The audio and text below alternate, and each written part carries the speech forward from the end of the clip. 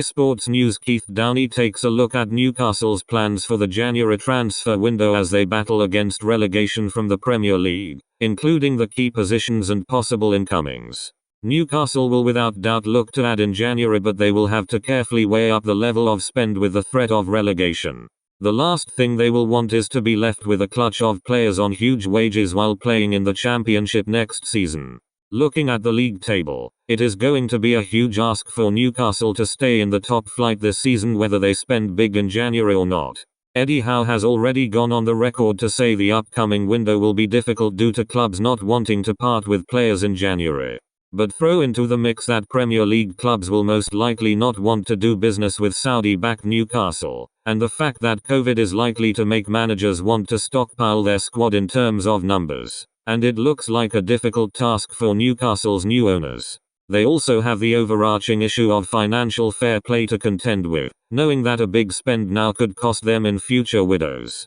Jesse Lingard looks unlikely to leave Manchester United permanently in January, and would appear to favour a move to West Ham anyway.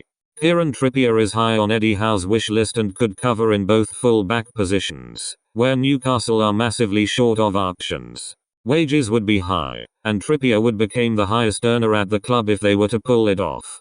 But he is a player Howe knows well and would be a statement of intent to bring in an England international.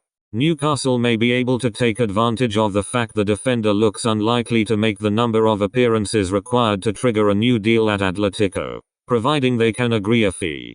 But even with only 5 months left on his deal, the 31-year-old will not come cheap. There is still a lot of work to do on this one.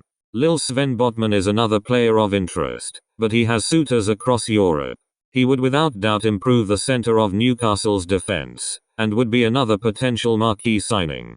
Bournemouth's Lloyd Kelly, who of course has worked with Howe before, is another I can see happening.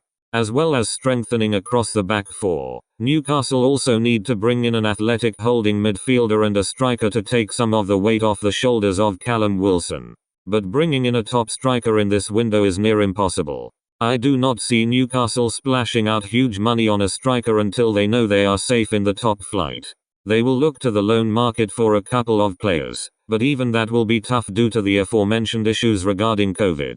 If they bring in 4 new players in this notoriously difficult window, a full-back, centre-back, holding midfielder and striker, they will have done well.